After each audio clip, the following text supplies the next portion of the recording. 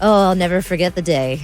The day I did stand up for family members for the first time, and I absolutely bombed. But that will be no reflection of what Mo's going to have happen tonight.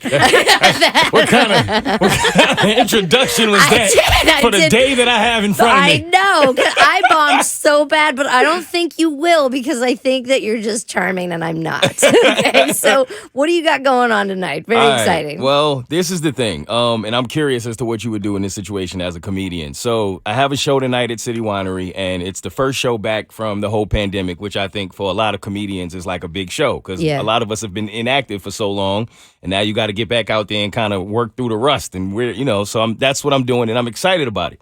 Now, like in my career of being a comedian, there was always like these interesting milestones that you don't always think about. Like the first time your mom comes to a show, the first time your grandmother comes to a show. I even had my pastor come to a show once, and I was like, "What? Yes. What was he thinking?" That's what I said. He was like, "Nah, I want to come support you." I was like, "Nah, don't do that." Like He just wants to come so he can tell you how many Hail Marys to do on Sunday. Exactly. He's like, "No, it won't be that bad." I'm like, "You don't know that yet. Yeah. You haven't heard me on stage." So it's awkward, but it's like, hey, when you do shows, it's for the public. You can't tell your pastor not to come. Like you have to deal with it, and you have to adjust sometime, or you don't. That's true. I remember when my gynecologist was like, "You got a show next week? I'm going to come." And I was like, "You know what? You've already seen the worst parts of me.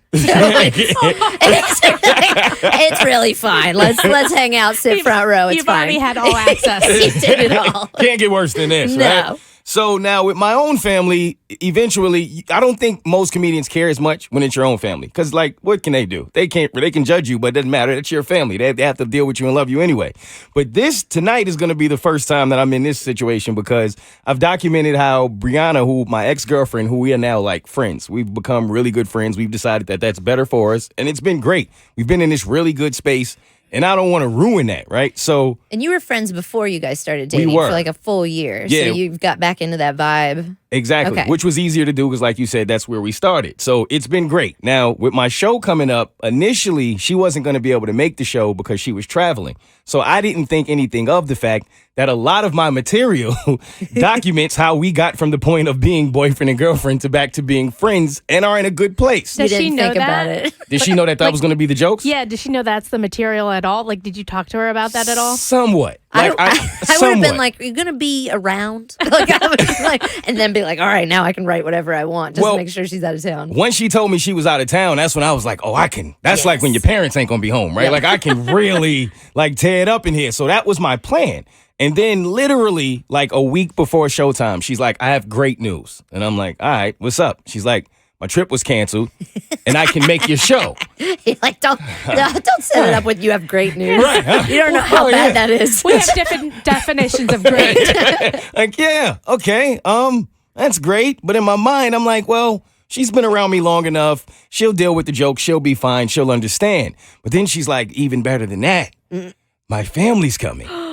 She did it on purpose. No. I'm like, wait, when you say family, what you mean? Is it like cousins or is Right. it like mom and dad? Mom, brothers, Okay. Dude. her older brothers, both of them. Okay, so you're gonna need Stitches? Aunts, uncles, cousins. Yes, you need everybody's coming. bouncers. I'm like, okay, wait a minute. I can't tell. And then like, I'm the kind of comedian that's like, no, you tell your jokes. You do what you do. You don't change. You don't adjust your material because you have to be yourself at the end of the day to be the best comedian you can be. Yeah. But this is her mom and her brothers. You're an older brother. I So am. how would you feel if you went to a comedy show, like one of your younger sister was dating somebody and they were a comedian and you went to the show and like the majority of the show was him blasting jokes about her? Yeah, I don't think I would be in a good place watching that. Like at first I'm like, oh, I'm a comedian, so I would have to understand, right? But at some point, the brotherly instincts kick in and you're like, all right,